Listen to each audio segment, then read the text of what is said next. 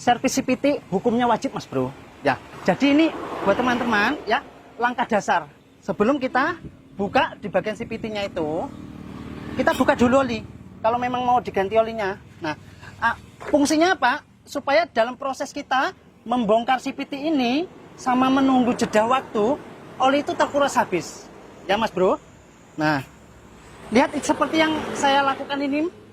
Coba kalau memang jenengan bisa mempraktekkan ini, mudah-mudahan bengkelnya ditandai orang ya.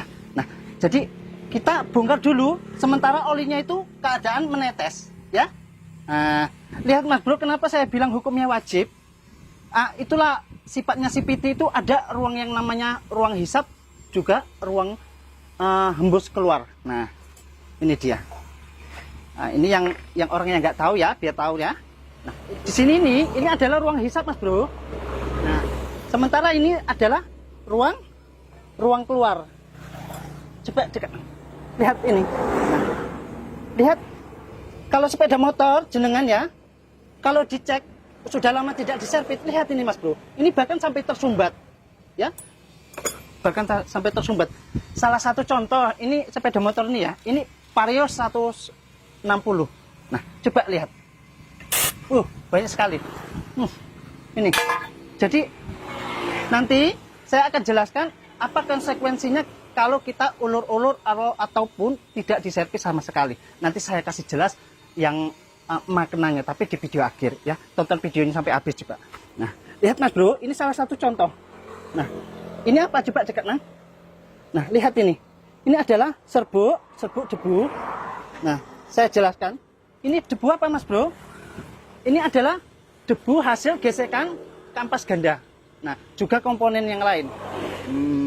Jadi konsekuensinya kalau tidak kita servis secara berkala atau servis pada waktu, contohnya kita jangan ngikutin seperti ganti oli, bukan berarti ganti oli terus servis, itu bukan. Setidaknya ibaratkan sirkulasi sekitar 5 bulan atau 3 bulan. Nah, jadi konsekuensinya kalau tidak kita servis secara berkala, ini nanti itu bisa kemana-mana ya.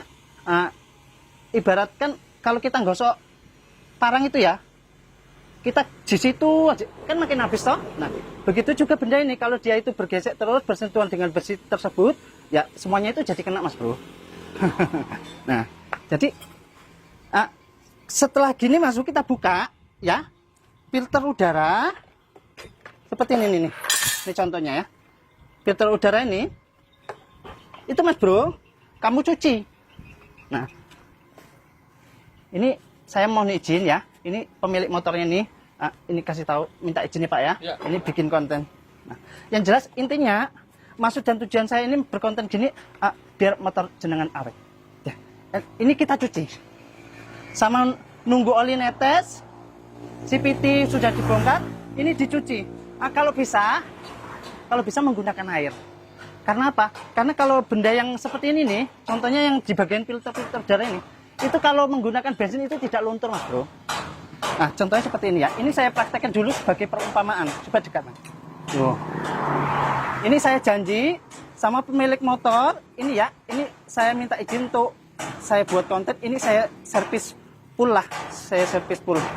Nah, saya sebenarnya kurang enak juga ini. Keadaan ada konsumen itu konsumen tuh. Nah, biar viral dulu. Nah, itu mandor.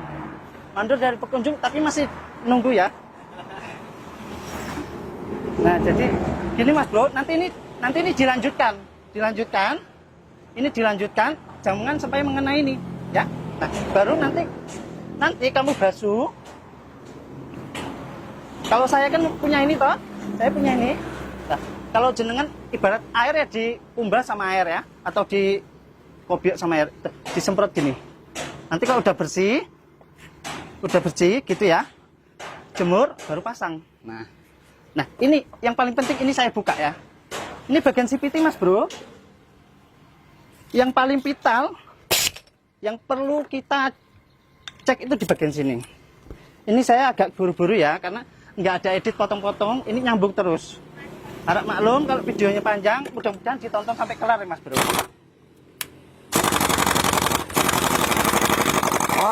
Nah, ini saya kasih tahu.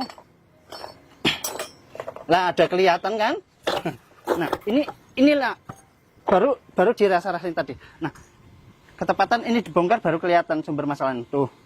Nah, jadi seperti ini dia konsekuensinya Mas Bro. Kalau kita tidak servis CVT secara rutin, nah coba lihat nah, dekat. Tekan. Ini kena gesek kan? Nah, ini intinya ini sudah minta ganti, ya.